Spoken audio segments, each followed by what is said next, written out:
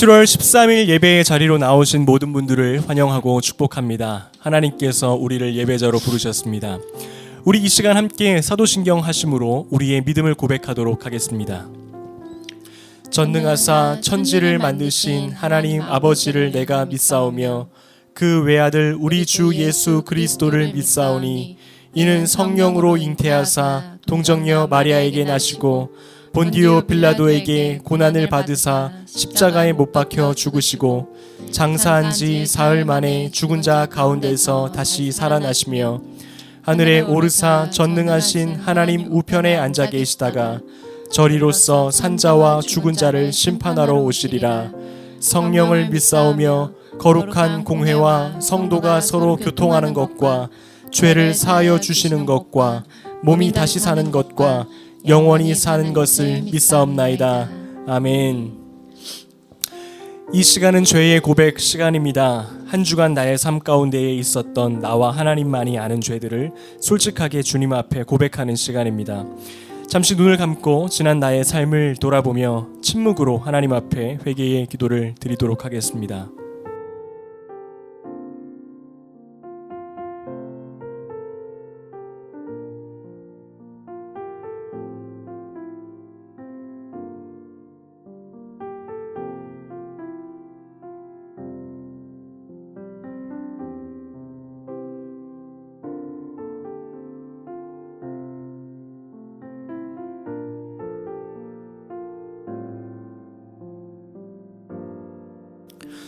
그런즉 누구든지 그리스도 안에 있으면 새로운 피조물이라. 하나님이 죄를 알지도 못하신 이를 우리를 대신하여 죄로 삼으신 것은 우리로 하여금 그 안에서 하나님의 의가 되게 하려 하심이라.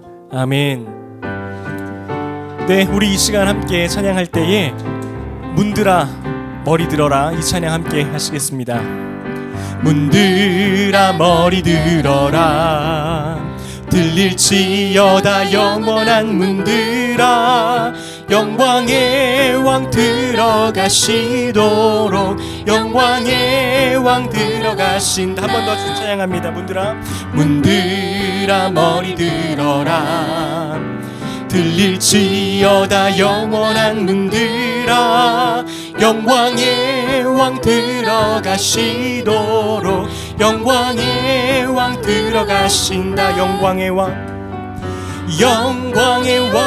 왕이시뇨 강하고 능하신 주로다. 전쟁에 능하신 주시라. 다 찬양 위대하신 왕께 만세 왕께 만세 왕께 만세 당신은 영광의 왕이라. 다 찬양 위대하신 왕. 문들아 머리 들어라 문들아 머리 들어라 들릴지어다 영원한 문들아 영광의 왕 들어가시도록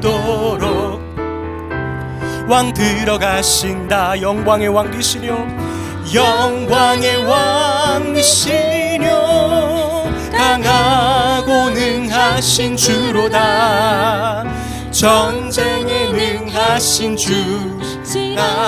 다 찬양 위대하신 왕께 만세 왕께 만세 왕께 만세 왕께 만세 당신은 영광의 왕이라.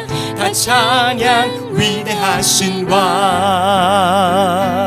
우리의 왕이신 하나님께 영광의 박수 올려드리겠습니다.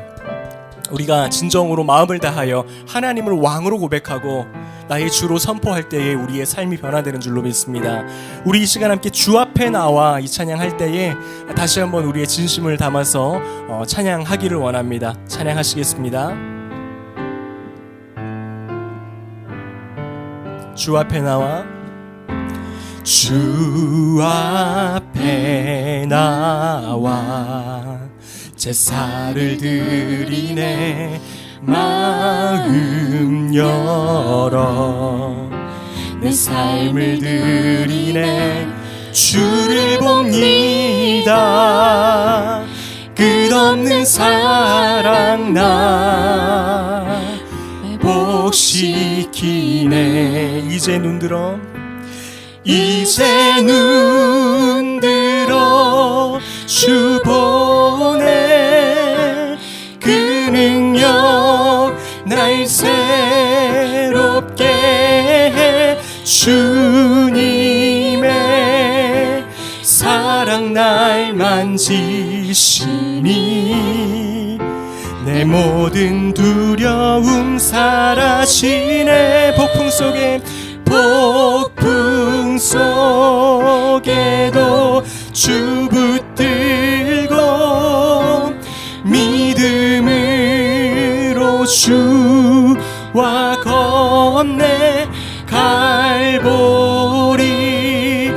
언덕 넘어 그 어느 날 주 안에 온전케 되리. 한 번 더 찬양합니다. 주 앞에 나와 주 앞에 나와 제사를 드리네. 마음 열어 내 삶을 드리네. 주를 봅니다. 끝없는 사랑 나 회복시키네. 이제 눈들어 주 보네. 그 능력 날 새롭게 해. 주님의 사랑 날 만지시니 내 모든 두려움 사라지네. 폭풍 속에도 주 붙들고 믿음으로 주와 건네. 갈보리 언덕 넘어 그 어느 날 주 안에 온전케 되리. 주가 일하시네. 주가 일하시네.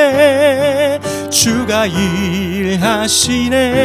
주께 아끼지 않는 자에게 주가 일하시네. 주가 일하시네. 주가 일하시네. 신뢰하며 걷는 자에게 날이 저물어 갈 때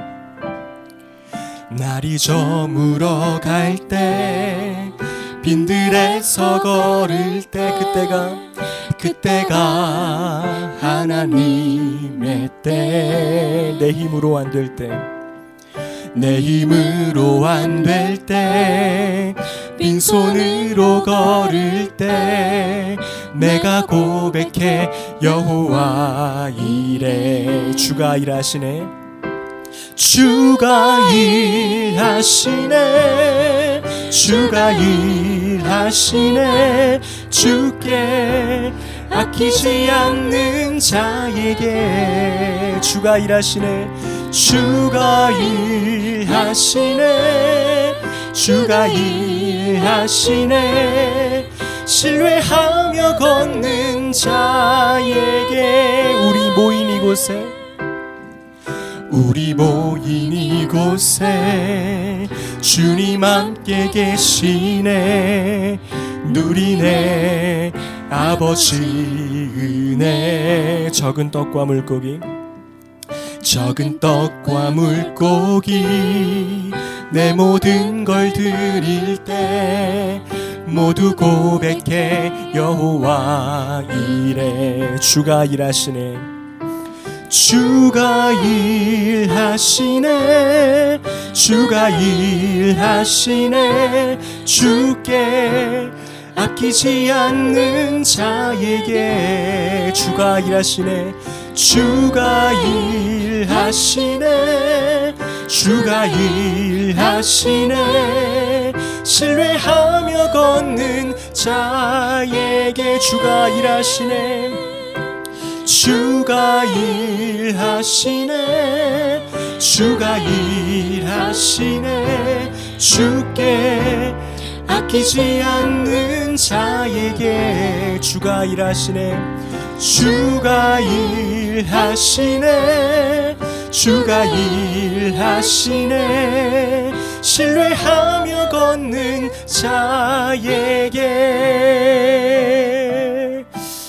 하나님 감사합니다. 이 시간에 나온 주의 성도들이 하나님 앞에 전심으로 주를 찬양하고 하나님의 말씀에 귀를 기울임으로 하나님의 백성들이 갖는 주에 대한 경외함을 회복할 수 있도록 인도하여 주시옵소서. 하나님 이 예배를 복되게 하여 주셔서 온전히 우리 주 예수 그리스도의 이름만이 높임받는 예배가 되게 하여 주시고 사람의 만족이나 사람의 생각과 사람의 판단이 앞서는 예배가 되지 않도록 하나님께서 처음과 끝을 주장하여 주시옵소서.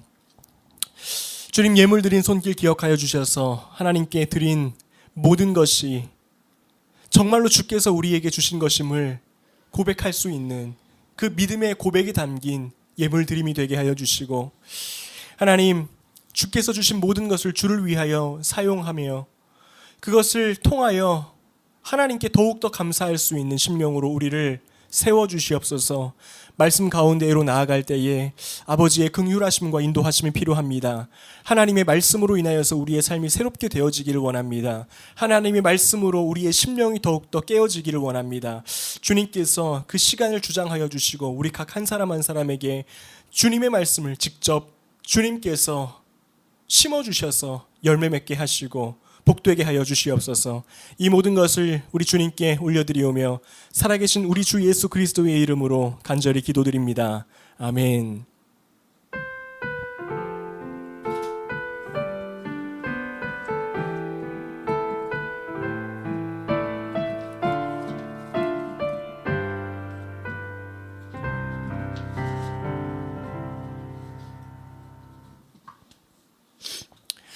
네, 다시 한번 오늘 예배의 자리로 나오신 우리 성도님들 환영하고 축복합니다.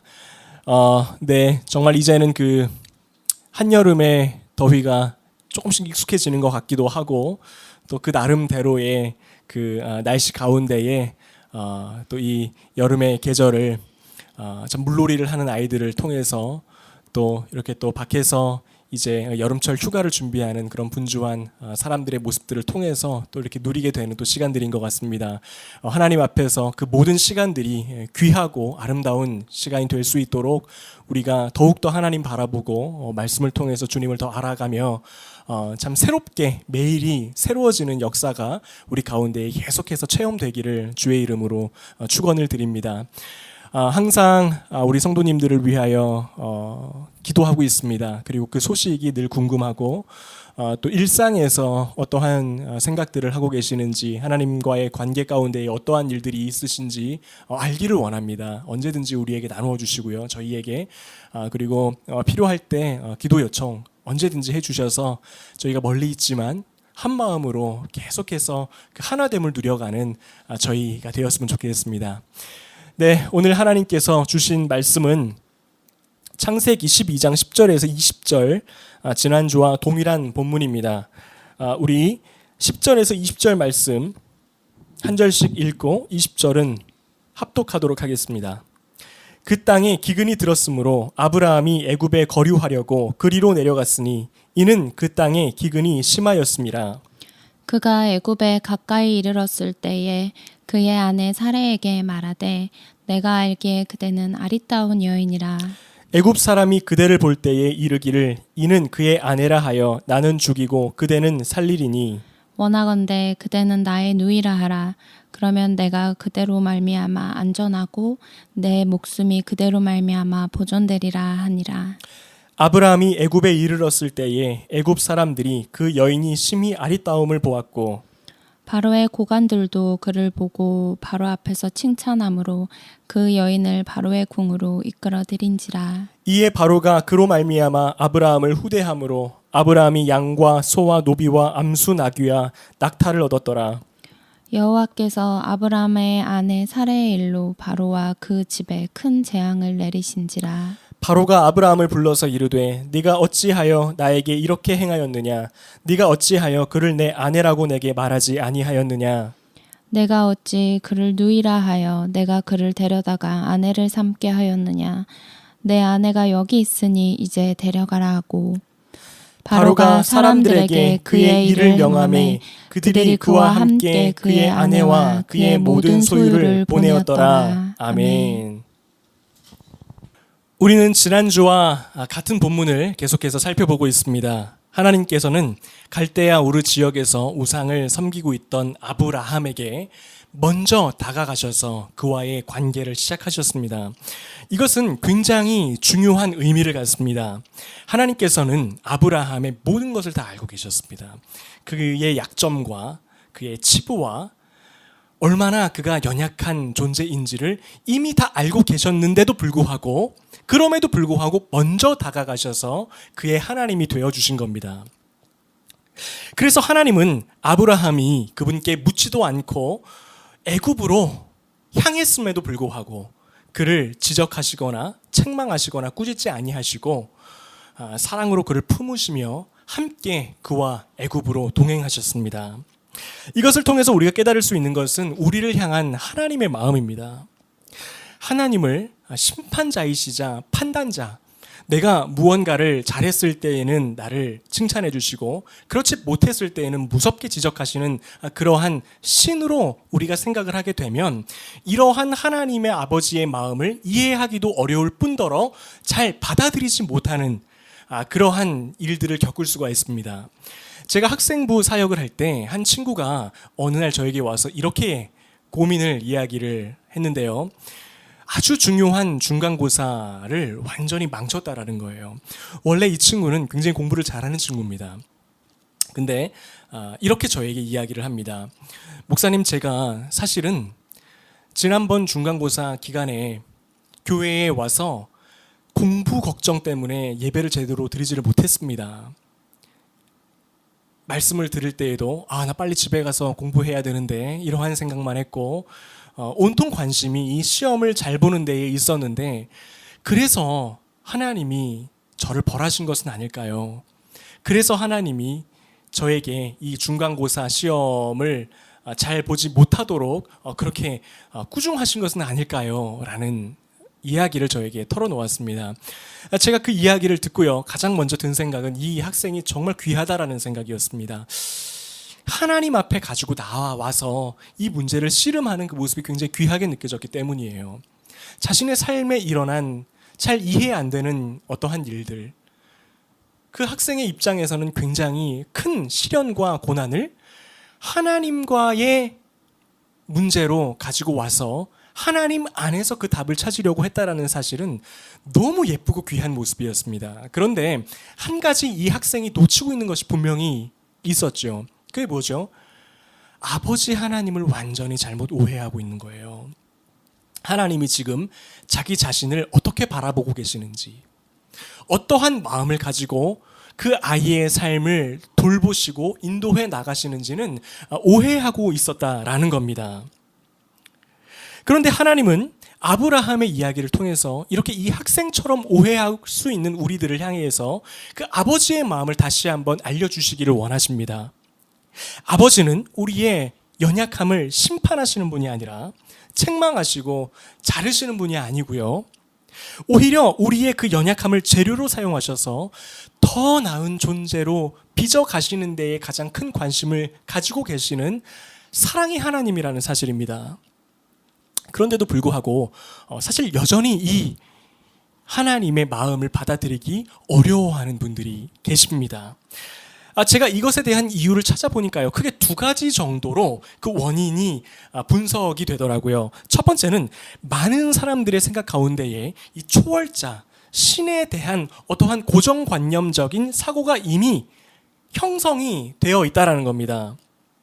그리고 그 자기 나름대로 가지고 있는 어떤 신관을 투영해서 하나님을 바라보기 때문에 이 하나님 아버지를 말씀하고 있는 성경의 가르침을 쉽게 자기 자신의 것으로 받아들이기가 어려워 한다라는 거죠. 특히 우리나라를 포함해서 이 동양권은 유교와 불교, 도교 이런 종교들의 영향을 받았기 때문에 그러한 사상이 함의하고 있는 이 신관이 굉장히 익숙합니다. 인격적인 관계를 맺고 나를 사랑하는 신이라는 개념이 아니죠. 어떠한 개념이 강하죠? 운명을 좌우하고 우주를 운행하는 어떤 그런 초월적인 존재를 신에 대한 개념으로 생각을 하고 있기 때문에 하나님도 이에 맞추어서 투영해서 생각을 한다는 거예요. 가장 먼 천국에서 나를 이렇게 내려다 보시면서 내가 무엇을 잘하면 복 주시고 그렇지 못하면 칼같이 심판하시는 분, 이러한 생각이 우리 마음 가운데에 있으면 하나님 아버지를 생각할 때에도 굉장히 그 아버지의 성품을 왜곡되어서 생각할 수 있는 가능성이 크다라는 겁니다. 그리고 두 번째 요인이 있는데요. 이 두 번째는 아버지라는 단어가 가져다 주는 경직성 때문입니다. 최근에는 이 아버지들이 많이 변하기는 했습니다. 요즘에는 이 저와 같이 굉장히 보수적인 생각을 가지고 있는 사람들도 아빠로서 자녀들과의 관계를 맺을 때 어떤 수직적인 관계보다는 수평적인 관계 가운데에서 인격적인 관계로 나아가야 된다라는 생각을 가지고 있거든요. 요즘 아버지들 보면 그 옛날 아버지들하고는 좀 많이 다릅니다. 그런데 지금까지 한국 사회에서 이 아버지라는 존재는 지금과는 사뭇 다른 개념으로 이해되어 왔습니다. 제가 이것을 좀 살펴보니까요, 한 총 3가지로 한국의 아버지 상을 정리해 놓은 것이 있었어가지고 제가 이것을 좀 가지고 와봤는데, 첫 번째는 이거예요. 전통적으로 우리나라에서 가지고 있는 아버지에 대한 상, 자녀와의 관계, 일방적인 복종의 관계입니다. 아버지는 절대적인 권위를 가진 존재인 반면 자녀들은 그 권위 앞에 침묵하고 순종해야 했습니다. 그렇기 때문에 이 아버지와의 관계 가운데에서의 경직성이 있을 수밖에 없는 거죠. 그리고 두 번째는 감정보다 의무가 앞서는 관계였습니다. 자녀와 아버지의 관계가 사랑의 표현을 주고받는 관계가 아니고 서로 의무를 다하는 관계로 심겨진 거죠. 아버지는 자녀에 대하여서 생계를 책임지고 경제적인 부분들을 책임져야 하는 존재이고요. 그리고 자녀들은 그렇기 때문에 아버지에게 감사하고 효도를 해야 되는 어떤 의무적인 관계로 굳혀져 온 것이 우리나라의 아버지와 자녀들과의 관계입니다. 그리고 세 번째는 수직적인 관계예요. 아버지는 높은 분이에요. 그리고 자녀들은 낮은 존재입니다. 그렇기 때문에 어느 정도 거리를 유지해야 하는 것이 아버지와 자녀들의 일반적인 모습이었다라는 거죠. 그렇기 때문에 이 동양의 문화 가운데에서 자라왔던 우리가 하나님 아버지를 떠올릴 때에는 당연히 이러한 장애물들이 있을 수밖에 없습니다. 아무리 성경에서 사랑의 아버지라고 말씀을 우리에게 해주어도 그것을 지적으로는 받아들여도 실제로 마음 깊은 곳으로 뚫고 들어오지 못하는 경우들이 너무 많다라는 겁니다. 그래서 우리가 정말 성경에서 말씀하고 있는 아버지 하나님을 바로 이해하려면 자꾸 내가 가지고 있는 선입견들과 장애물들을 제거하는 데 힘써야 돼요. 이미 내가 가지고 있는 어떤 하나님 아버지에 대한 툴, 초월자, 하나님에 대한 생각을 자꾸만 내려놓고 이 말씀 가운데에서 지금 나에게 하나님이 스스로 어떠한 존재라고 말씀해 주고 있는지를 귀를 기울여야 한다는 겁니다. 그런 면에서 오늘 우리가 살펴볼 이야기는 지난주에 우리가 살펴보았던 아버지의 성품보다 훨씬 더 파격적이고 충격적인 그러한 하나님의 사랑을 우리에게 말씀해 주고 있습니다. 아브라함이 기근을 피해서 하나님께 묻지도 않고 애굽으로 내려갔지요. 그런데 여기서 큰 문제가 한 가지가 생깁니다. 아내 사라가 너무 미인인 거예요. 그래서 아브라함이 꾀를 내기 시작합니다. 내가 이 사라의 남편이라고 하면 애굽 사람들이 나를 죽이고 자기들이 사라를 취해 가겠지? 그러니까 차라리 내가 남편이라고 하지 말고 내 여동생이라고 해야겠다. 그러면 나를 죽이지는 않을 거야. 이렇게 꾀를 내고 사라에게 제안을 합니다. 12절과 13절입니다. 애굽 사람이 그대를 볼 때에 이르기를 이는 그의 아내라 하여 나는 죽이고 그대는 살리리니 원하건대 그대는 나의 누이라 하라. 그러면 내가 그대로 말미암아 안전하고 내 목숨이 그대로 말미암아 보존되리라 하니라. 애굽 사람들이 자기를 해할까봐 나 남편이라고 부르지 말고 그냥 그 오빠라고 부르세요. 그렇게 하면 내가 살 수 있지 않겠습니까?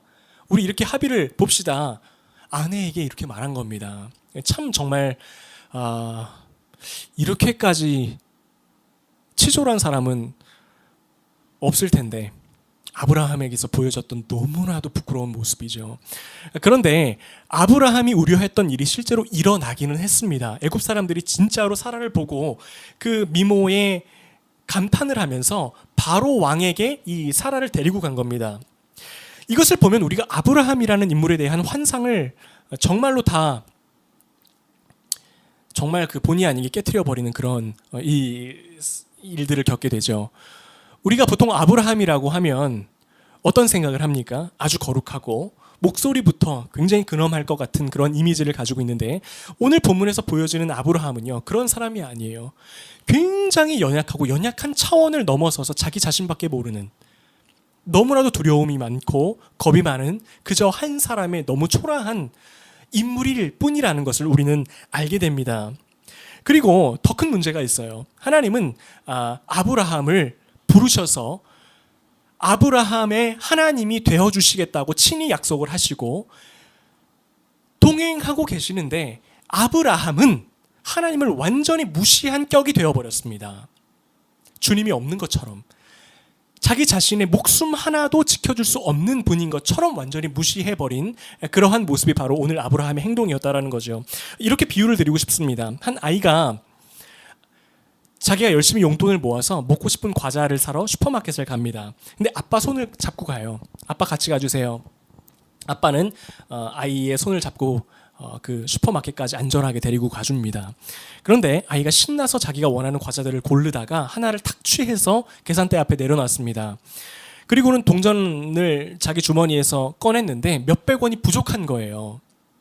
그랬더니 이 아이가 잡고 있던 아빠의 손을 탁 놔버리고 그 계산대 앞에 엎드려서 캐셔를 보시는 그 점원분에게 이렇게 울며 불며 사정하기 시작합니다. 제발 저를 좀 불쌍히 여겨주십시오. 제가 돈을 열심히 모았는데 몇백 원이 부족해요. 저는 너무 불쌍한 존재입니다. 저는 돈이 없는 존재예요. 나 이거 먹고 싶은데 먹을 수가 없어요. 제발 저를 좀 불쌍히 여겨주세요. 라고 막 울면서 애원한다고 생각을 해보세요. 그러면 이 아이는 본의 아니게 무슨 행동을 한 거죠? 자기 옆에 서 있는 아버지를 완전히 무시해버린 겁니다. 능력이 없는 사람, 몇백 원도 자기에게 줄 수 없는 존재, 자기가 원하는 것은 해줄 수 없는 사람으로 무시한 셈이 되어버린 거죠. 하나님에 대한 아브라함의 태도가 바로 이러했다라는 겁니다. 여러분, 우리도요, 살아가다 보면 단순히 하나님의 뜻을 묻지 않는 정도의 실수를 넘어서서 하나님의 존재를 완전히 부인하는, 실질적으로는 완전히 하나님이 안 계신 것처럼 행동하는 그런 우를 범할 때가 있습니다. 그렇게 살아갈 때가 있어요. 나의 지혜를 의지하고 하나님의 말씀보다 내가 원하는 것을 쫓아 살면서 지금도 나와 함께 동행하시는 하나님은 안중에도 없는 것처럼 행동하는, 그래서 실패의 자리로 빠지는 그러한 연약한 모습들이 우리의 삶에 드러날 때가 있다라는 겁니다. 아브라함의 모습이 우리의 모습이에요. 여러분, 요나를 한번 떠올려 보시면 요나의 모습 속에서도 우리의 모습을 발견할 수 있죠. 하나님께서는 요나에게 서쪽으로 떠나라고 하세요. 니느웨로 떠나라고 하는데 동쪽이군요. 네, 동쪽으로 떠나라라고 말씀하시는데 요나는 서쪽으로 가버립니다. 다시스로 가버려요. 하나님을 정면으로 무시하고 내가 원하는 대로 행동을 하는 거죠. 우리도 그러한 너무나도 비참한 자리에 빠질 때가 있다라는 겁니다. 하나님이 안 계신 것처럼 그리스도인이라고는 창피할 정도로 세상적인 생각에 빠져서 살아가다가 결국에는 아브라함처럼 큰 공경에 빠지게 되는 것이 오늘날 우리의 모습 가운데의 하나입니다. 그런데 그럴 때에도, 아브라함과 같은 이렇게 치졸한 모습을 보일 때에도 하나님은 우리를 향한 보호의 손길을 거두지 않으실까요? 그 정도로 실패 했는데도 하나님은 여전히 신실하실까요? 오늘 본문을 보면 이에 대한 답을 얻을 수가 있습니다. 아내를 자기 누이라고 속인 아브라함에게요, 정말 이로 말할 수 없는 부끄러운 짓을 한 아브라함에게 기가 막힌 일이 일어납니다. 그가 하나님께 기도한 것도 아닌데, 도와달라고 요청한 것도 아닌데, 하나님이 일방적으로 그에게 구원의 손길을 내미십니다. 17절을 읽도록 하겠습니다. 여호와께서 아브라함의 아내 사레의 일로 바로와 그 집에 큰 재앙을 내리신지라. 아브라함이 하나님을 알지도 못했고 하나님을 원하지 않았을 때에 일방적으로 찾아오셔서 그와 관계를 시작하신 그 하나님이 이번에도 아브라함이 도움을 요청하지도 않았는데 일방적으로 개입하셔서 그의 문제를 해결하십니다. 바로 왕에게 재앙을 내리셔서 그의 아내 사라를 다시 아브라함에게 돌려주시죠. 우리가 여기까지 살펴보면 하나님께서 아브라함에게 은혜를 베푸셨구나, 하나님이 아브라함의 문제를 해결해 주셨구나 정도로 생각할 수 있습니다. 그런데 그 다음에 보면 더 충격적인 일이 일어납니다. 19절에서 20절입니다. 네가 어찌 그를 누이라 하여 내가 그를 데려다가 아내를 삼게 하였느냐? 내 아내가 여기 있으니 이제 데려가라 하고 바로가 사람들에게 그의 일을 명하매 그들이 그와 함께 그의 아내와 그의 모든 소유를 내보내었더라. 여기서 우리가 주목해야 할 부분은요, 그들이 그와 함께 그의 아내와 모든 소유를 보내었더라 라고 하는 표현입니다. 16절에 보면 바로 왕이 아브라함에게 사라로 인하여서 많은 물질을 선물로 주었습니다. 자기가 사라의 오빠라고 하니까 아브라함의 환심을 사기 위해서 굉장히 많은 물질을 아브라함에게 주고 사라를 자기 아내로 데리고 옵니다. 그런데 알고 보니까 아브라함이 자기가 데려온 사라의 오빠가 아니라 남편인 거예요. 그래서 바로가 아브라함한테 이렇게 이야기를 해요.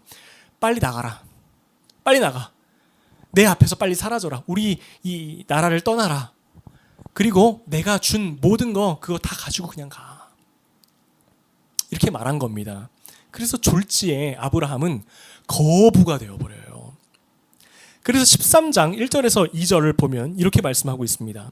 아브라함이 애굽에서 그와 그의 아내와 모든 소유와 롯과 함께 네겝으로 올라가니 아브라함에게 가축과 은과 금이 풍부하였더라라고 말씀하고 있습니다. 기가 막힌 일이 일어난 거죠. 하나님께서 아브라함의 삶에 개입하셔서 하신 일을 보면요, 단순히 위기에서 구해주신 차원이 아니라 아브라함이 실수로 인하여서, 아브라함의 연약한 모습으로 인하여서 일어난 그 일을 재료로 삼으셔서 오히려 더 큰 축복으로 만들어내시는 것을 볼 수가 있어요. 아브라함은 분명히 너무나도 별로인 생각을 가지고 아내 사라를 누이라고 속이고 바로 왕에게 이렇게 토스했습니다. 너무 잘못된 행동이죠. 근데 하나님은요, 바로 아브라함의 그 행동을 사용하셔서 그것을 재료로 만드셔서 아브라함을 축복하시는 일로 바꾸어 버리셨다는 겁니다. 여러분, 이것이 바로 하나님이 먼저 부르셔서 관계를 시작하신 하나님의 백성들이 누릴 수 있는 은혜와 혜택이라는 겁니다. 저와 여러분의 이야기예요. 우리가 실수해서 넘어지거나 연약함 가운데로 빠졌을 때 그로 인한 고난이 없다라는 말은 아닙니다. 뭘 해도, 죄를 지어도 축복, 잘못해도 축복, 이렇게 해도 저렇게 해도 고난 없음, 이 이야기가 아닙니다. 아브라함도요, 분명히 자기가 저지른 죄로 인하여서 고난을 받습니다. 여러분, 사라를 바로왕에게 보낸 아브라함이 그날 밤에 혼자서 기가 막히네, 나 살았구나, 내가 낸 이 꾀로 인하여서 그래도 내 목숨 구했구나, 자자 이랬을까요? 절대 그렇지 않았을 겁니다. 고통 속에서 밤을 지새웠을 거예요. 자기 자신에 대한 비참함, 정말 최악의 모습을 보인 자기 자신에 대한 자괴감, 그냥 나일강에 뛰어들어 버릴까, 그냥 그런 생각이 그를 지배하지 않았겠습니까? 어마어마한 고통을 감내하면서 그 시간들을 보냈을 것이 분명하죠. 우리도 죄에 빠지면요, 그에 마땅한 대가를 치르게 되어 있습니다. 우리가 만약에 우리 삶 가운데에서 하나님의 말씀에 순종하지 않고 다른 것을 취하면 분명히 그에 대한 고난과 고통은 우리가 감내하게 되어 있어요. 죄를 지으면 그 대가는 받게 되어 있습니다. 하지만 하나님을 믿지 않는 사람들과 하나님과의 관계 가운데에 들어가 있는 사람들과의 차이가 있습니다. 하나님의 사람이 아닌 사람들은요, 그냥 그걸로 끝이에요. 인과응보, 죄를 지었기 때문에 벌을 받습니다. 끝입니다. 하지만 하나님의 자녀들, 하나님의 백성들은 어떠한 반전이 있죠. 비록 그러한 비참한 자리로 내가 지금은 들어갔을지라도 궁극적으로는 하나님이 그것조차도 사용하셔서 나에게 최선을 이끌어내신다라고 하는 소망을 품을 수 있다는 겁니다. 지금은 내가 나의 연약함으로 인해서, 나의 잘못으로 인해서 바로 왕에게 사라를 뺏겼어요. 그것은 나의 연약함 때문이 맞습니다. 나의 죄 때문이 맞습니다. 하지만 거기서 끝이 아니라는 사실이에요. 하나님이 나를 긍휼히 여기셔서 그것을 사용하셔서 분명히 나에게 최선의 삶으로 나를 인도하실 것이다 라는 희망과 소망을 품을 수 있는 존재가 바로 하나님과의 관계 속에 있는 사람들의 특징이라는 겁니다. 요셉을 팔아넘겼던 형제들의 이야기를 잘 아실 거예요. 요셉의 형들은요, 악한 생각을 가지고 동생 요셉을 팔아넘겼습니다. 그래서 요셉은 수많은 고생의 시간들을 겪게 되었고요. 결국에는 애굽의 총리가 되었죠. 형들은 악한 생각을 가지고 동생을 팔았는데 결과적으로는 어떻게 됩니까? 그 동생이 애굽의 총리가 되어서 나중에 자기들이 먹을 것이 없을 때에 그 기근으로부터 구해주는 역할을 합니다. 기가 막힌 반전이에요. 오히려 자기들이 한 그 악한 행동을 하나님께서 사용하셔서 자기들을 기근에서 구해낼 수 있는 그러한 최선의 재료로 그것을 사용하셔서 돌려주셨다라는 말씀입니다. 이것을 보면요, 하나님은 인간의 악도 재료로 사용하셔서 하나님의 선하신 뜻을 이루는 데 사용하십니다. 이것을 통해서 우리가 적용할 수 있는 것이 있죠.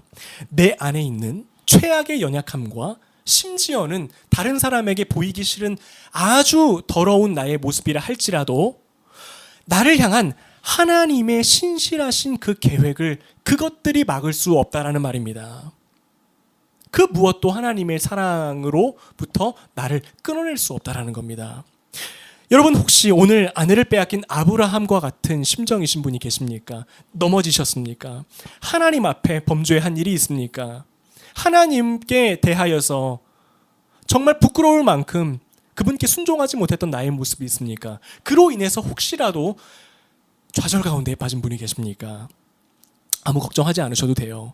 다시 일어설 수 있습니다. 하나님은요, 분명히 우리가 그분 안에 있고 하나님 안에서 내가 슬퍼하고 회개하고 그분을 부르짖을 수만 있다면 그 모든 깨어짐을 다 긁어 모으셔서요, 궁극적으로는 하나님의 때에 가장 최선의 것으로 만들어내실 것이라는 사실입니다. 그것을 오늘 말씀하고 있는 것이 아브라함의 이야기입니다. 그리고요, 예수님은 우리가 처한 그 고난과 실패의 자리에서 함께 계시며 저와 여러분을 공감하시고 지켜주고 계십니다. 누가복음 21장 16절에서 18절에 이렇게 기록되어 있습니다. 심지어 부모와 형제와 친척과 벗이 너희를 넘겨주어 너희 중에 몇을 죽이게 하겠고 또 너희가 내 이름으로 말미암아 모든 사람에게 미움을 받을 것이나 너희 머리털 하나도 상하지 아니하리라. 여러분, 지금 이 읽은 구절을 보면 굉장히 좀 모순되는 말씀이 있지 않습니까?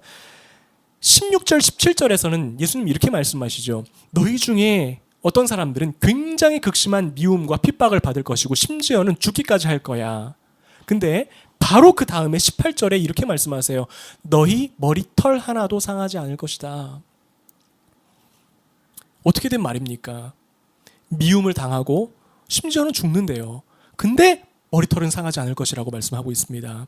이 말은 이런 뜻입니다. 우리가요, 오늘날 내가 겪는 고난과 아픔이 실제로 나의 목을 조여오는 것처럼 느껴져도 너무 힘든 건 사실이에요. 아픔이 있는 것은 사실입니다. 하지만 그것조차도 하나님의 보호하심이라는 강한 울타리 안에서 일어난 일이라는 겁니다. 지금은 죽을 것 같은데, 지금은 빠져나올 구멍이 없는 것처럼, 내가 정말 그때 그랬으면 안 되는데, 이렇게 느껴지는 시간들을 지난다 할지라도 그 시간조차도 하나님께서 보호의 손길로 붙들고 계시다라는 이야기입니다. 그리고 언젠가는 그것을 사용하셔서 우리 안에 가장 최선의 것으로 바꾸어 내실 그 하나님의 계획이 있다라는 말입니다.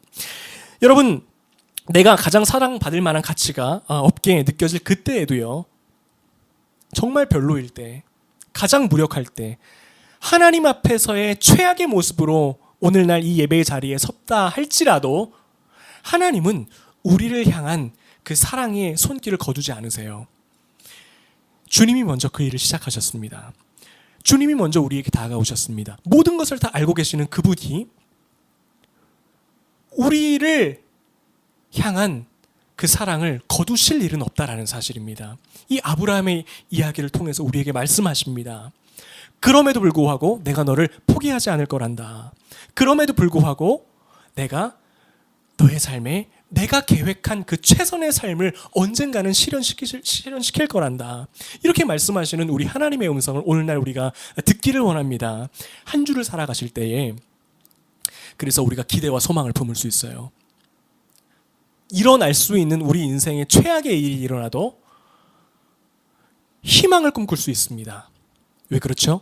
언젠가는 이조차도 하나님이 재료 삼으셔서 나의 인생의 궁극적인 축복의 삶의 한 퍼즐로 새기실 것이기에 소망할 수 있는 거죠. 웃을 수 있는 거죠. 이 믿음 가지고 다가오는 한 주도 살아내시는 그러한 은혜가 저와 여러분에게 있기를 소망합니다. 우리 이 시간 함께 찬양하겠습니다. 우리 이 시간 함께 찬양하겠습니다. 주가 일하시네. 우리 믿음의 선포를 하며 우리 주님 앞에 나아가기를 원합니다. 함께 찬양합니다. 날이 저물어 갈 때 빈들에서 걸을 때 그때가 하나님의 때 내 힘으로는 안 될 때 내 힘으로는 안 될 때 빈손으로 걸을 때 내가 고백해 여호와 이래. 주가 일하시네. 주가 일하시네. 주가 일하시네. 주께 아끼지 않는 자에게 주가 일하시네. 주가 일하시네. 주가 일하시네. 신뢰하며 걷는 자에게 주가 일하시네. 주가 일하시네. 주가 일하시네. 주께 아끼지 않는 자에게 주가 일하시네. 주가 일하시네. 주가 일하시네. 신뢰하며 걷는 자에게. 우리 이 시간 함께 통성으로 기도하겠습니다. 우리 이런 기도 제목 가지고 기도합니다. 하나님, 우리 하나님은 내가 가장 부끄러운 그 자리에 빠졌을 때에도 정말 그 누구도 나를 인정해주지 않고 모든 사람들이 나에게 손가락질할 바로 그때에도 희망을 준비하시는 하나님이신 줄로 믿습니다. 하나님 앞에서는 좌절은 없습니다. 하나님 앞에서는 나의 부끄러움도 없습니다. 그저 하나님의 자녀로서 아버지 앞에 그 아버지의 사랑만을 의지하며 내가 살아가기를 원합니다. 주님께 언제나 기쁨과 찬양과 감사로 두 팔 벌려 나아가기를 원합니다. 우리 이러한 기도 제목 가지고 함께 기도하겠습니다. 하나님 아버지 감사합니다. 아브라함을 품으시는 하나님, 아브라함의 가장 부끄러운 모습도 끌어안으시는 하나님, 아버지 그 사랑이 오늘 나에게도 임하는 줄로 믿습니다. 아버지, 우리의 인생의 그 어떠한 부끄러움도 어떠한 연약함도 우리를 향한 그 아버지의 사랑에서 끊어낼 수 없음을 이 시간 고백하기를 원합니다. 하나님 아버지, 크신 아버지의 사랑을 붙들고 아버지 이제는 소망과 희망을 가지고 나아갈 수 있도록 하여 주시옵소서. 나의 연약함에 집중하여서 아버지 그것을 자책하고 부끄러워하며 좌절 가운데 빠지고 낭망하는 것이 아니라 아버지 그럼에도 불구하고 우리와의 신실하신 아버지 그 믿음의 여행을 지금도 함께 하고 계시는 그 하나님의 손길을 붙들고 살아가기를 원합니다. 주님, 우리와 함께하여 주시옵소서. 하나님 감사합니다. 그 아버지의 사랑이 우리 마음에 진정으로 깨달아 알아지는 역사가 있기를 갈망합니다. 하나님, 그 무엇보다도 우리 아버지께서 우리에게 원하시는 것은 그 주님의 마음인 줄로 믿습니다. 얼마나 우리를 사랑하시는지, 어떤 마음으로 지금도 이 믿음의 길을 인도하고 계시는지 아버지 이제는 우리가 분명하게 깨달아 알아가는 역사가 있게 하여 주시옵소서. 아버지, 고난 가운데에 있는 우리 성도님들, 주의 긍휼하심과 도우심이 필요한 우리 성도님들 함께 하여 주셔서 아버지 가장 좋은 길로 인도하여 주시고 아버지의 좋으심이 그 모든 문제 가운데에, 그 마음 가운데에 임하여서 낙심과 아픔의 마음이 하나님을 향한 감사와 찬양의 마음으로 바뀌는 역사가 있게 하여 주시옵소서. 이제는 우리 주 예수 그리스도의 은혜와 아버지 하나님의 극진하신 사랑과 성령님의 감동 감화 충만하신 은혜가 우리 아버지의 사랑을 진정으로 깨달아 알기를 원하는, 그래서 늘 희망과 소망으로 주님과 함께 풍성한 삶의 여정을 나아가기를 원하는 함께 예배드리는 모든 성도들 가운데에 이제로부터 영원토록 함께 하시기를 간절히 축원하옵나이다. 아멘.